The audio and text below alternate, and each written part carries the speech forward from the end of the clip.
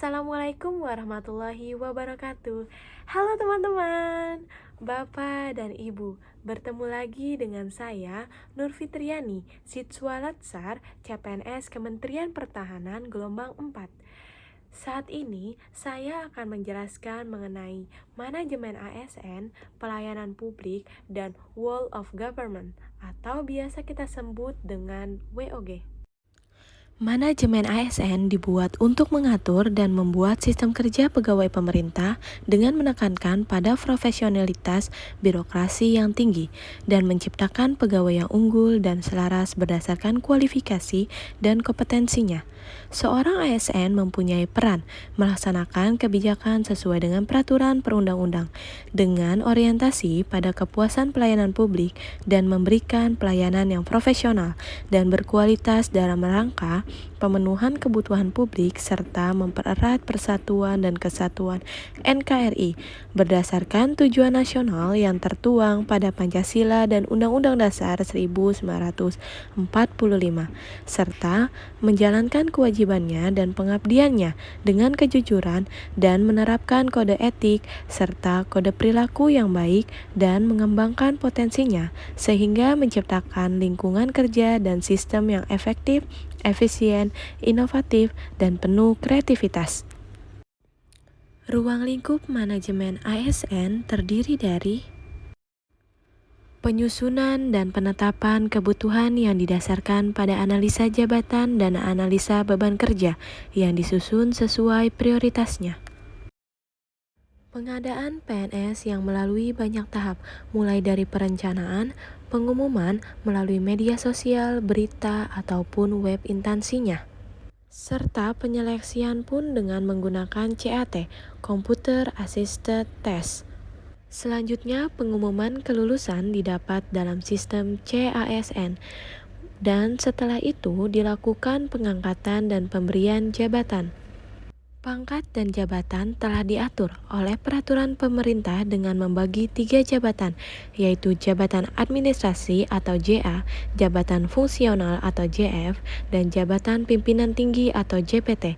Bagiannya didasarkan pada kualifikasi, kompetensi, kebutuhan, dan penilaian kerja. Selanjutnya, pengembangan karir dibutuhkan untuk menyeimbangkan dan mendorong untuk menciptakan pelayanan efektif, efisien, dan inovatif dalam rangka menghadapi tantangan global saat ini. Dalam Undang-Undang ASN mengatur bahwa setiap PNS memiliki hak dan kesempatan untuk mengembangkan potensinya dengan membuat rencana pengembangan karir yang dimasukkan dalam sistem informasi untuk dipublikasikan.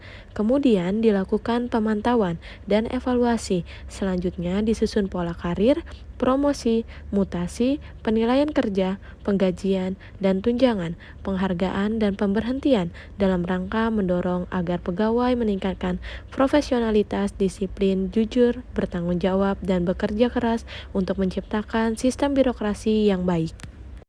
Yang kedua, mengenai pelayanan publik.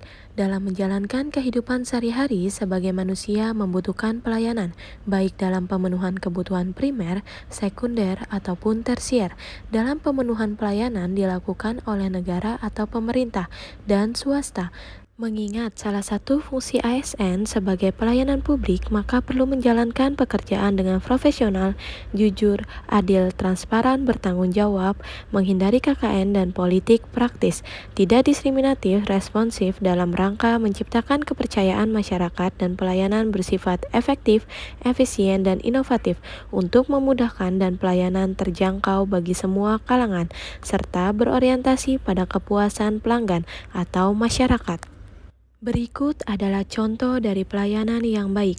Walaupun sudah siap untuk pulang dan selesai dari pekerjaannya, akan tetapi melihat pasien atau pengunjung yang membutuhkan bantuan, segera sigap dan responsif untuk membantu dan memberikan informasi yang jujur dan transparan, serta tidak diskriminatif sebagai bentuk tanggung jawab dan profesionalitasnya.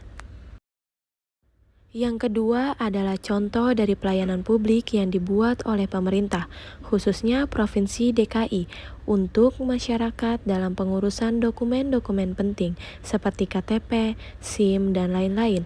Maka dibuatlah mall pelayanan publik dengan sistem dan tempat yang nyaman.